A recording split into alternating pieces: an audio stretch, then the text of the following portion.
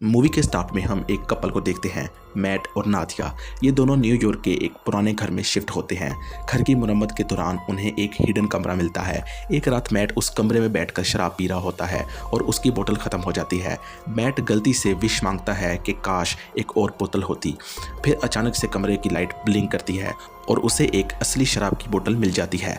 जल्द ही उन्हें पता चलता है कि ये कमरा एक विशिंग रूम है जहाँ जो चीज़ मांगो वो मिल जाती है।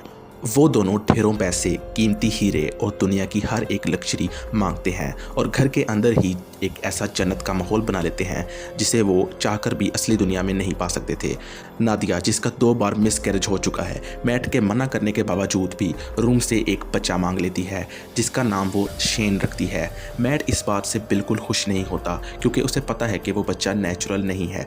एक दिन मैट कुछ पैसे लेकर घर से बाहर जाता है अपनी कार में पेट्रोल डलवाने के लिए। मैट जैसे ही पेमेंट करने के लिए अपनी पॉकेट में हाथ डालता है तो वो देखता है कि पैसे राख बन चुके थे। उन्हें समझ आ जाता है कि इस कमरे की हर चीज़ फेक है और सिर्फ इस घर के अंदर ही अवेलेबल रहती है। घर से बाहर जाते ही वो राख बन जाती है। मैट परेशान होकर इस घर के पुराने मालिक जॉन से मिलने मेंटल हॉस्पिटल जाता है।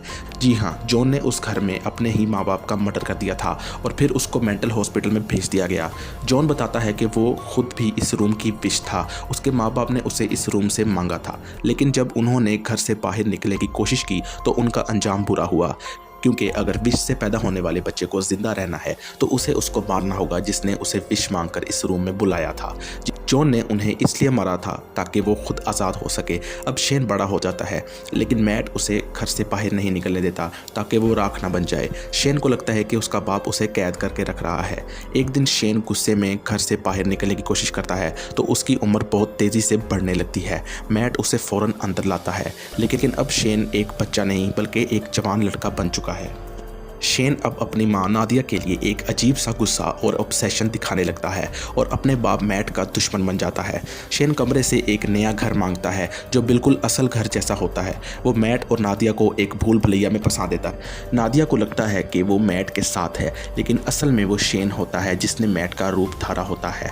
मैट असल में ज़ख्मी हालत में कहीं और फंसा होता है। नादिया को जब एहसास होता है कि मैट नहीं शेन है तो वो उसे धोखा देती है। वो शेन को घर से बाहर निकलने पर मजबूर कर देती है।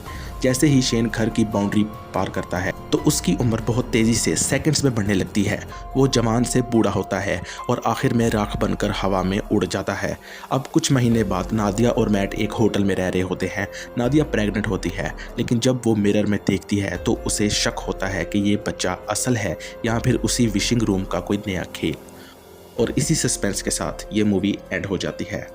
तो अगर आपको यह मूवी अच्छी लगी तो वीडियो को लाइक और चैनल को ज़रूर सब्सक्राइब कीजिए। अगर आप अपनी किसी फेवरेट मूवी की एक्सप्लेनेशन चाहते हैं तो कमेंट सेक्शन में बता सकते हैं। मिलते हैं अगली वीडियो में।